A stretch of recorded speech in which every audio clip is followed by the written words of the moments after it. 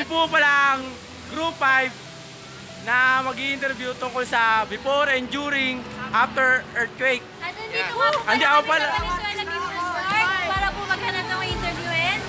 Ako po pala si Dave. Kami. Pala si Quadran. Sana. Malbar! Oh. Ayan, maghanap din po kami. Siyempre, pag sinabi nilang earthquake, una paghahandaan mo yan.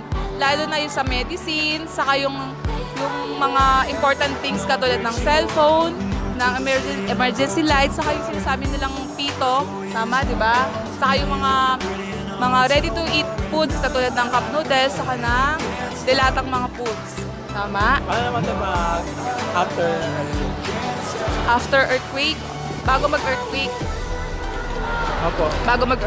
Siyempre ang gagawin natin bago mag-earthquake, ano yan, siyempre yung sinatawag nilang duck and hold, tama ba yun? Duck over hold, di ba? Kasi ilang beses na kami nag-meeting yan about dyan, kaya alam ko na yung mga dapat namin gawin dyan. Kasi siyempre may mga anak din ako, kaya siyempre kailangan magiging priority muna natin ang unang-unang lumabas sa bahay na walang ibang building. Kasi sabi nilang tatakbo ka papunta dun sa mga, kung alam mo walang babagsak sa'yo, katulad ng, saka yung sinasabi nilang area by area, di ba? Pagtapos ng earthquake, una, siyempre sabi, yun lang parang hindi ko na masyadong matandaan yung after, oo. Kasi siyempre, di naman natin masasabi kung basta importante lang daw pagtapos ng earthquake, aalamin natin kung mga ligtas yung mga mahal natin sa buhay, saka kung ano yung mga trahedyang naiwan ng earthquake. So ngayon, nandito po si Kuya MJ para bigyan tayo ng examples ng before earthquake. So Kuya, Dapat tuwing before earthquake, dapat nakakapit na yung mga babasagin nyo. Parang nakano na sila, mahigpit para di sila malaglag. Na dapat meron na kayo mga survival kit like mga pagkain, delata, first aid kit, pera na din siguro, tsaka mga documents para at least pag-prepare na kayo, pag-aalis na kayo, pwede nang kunin. Tsaka dapat alam niyo yung mga location ng mga evacuation area. At least pag alam nyo na yun, doon na lang kayo pupunta before bahain. so ayun po, andito po tayo ngayon sa Venezuela People's Park. At andito po si Ate Casey para po magbigay po ng example sa atin ng mga kailangan tsaka necessaryong gawin pag during an earthquake po. So ano po yung mabibigyan yung example? Example po, dark cover and hold po. Para po iwas aksidente na rin po sa lahat ng tao na nasalanta po ng earthquake. Tsaka po,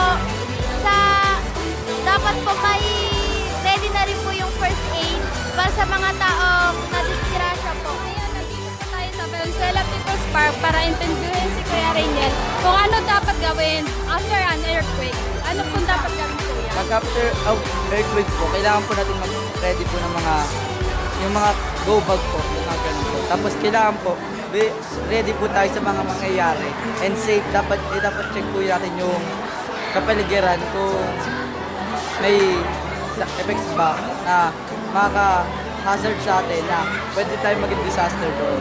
Kunyari na lang, yung pag may pako sa paligid, na hazard pa lang siya, tapos maging disaster siya pag makapinsala na siya sa tao. Pangalan ko po ay Kevin Aquino. Ano bang gagawin nyo po yan sa during, before, saka During an earthquake, dapat hinahanda natin yung mga dapat na yung mga mahalagang bagay sa atin like yung mga papeles, mga pera at mga ID. At during naman, kailangan yung duck cover and hold ay huwag natin kakalimutan. Dahil ito ay sobrang makakatulong para sa atin. At maging kalmado lang tayo habang merong lindol.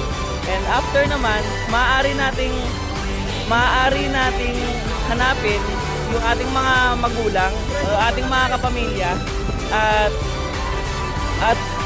o kaya pwedeng tayong pumunta sa mga taong nag-uusap o mga nagkukumpulang tao at tayo ay makialam sa kung ano ang nangyari.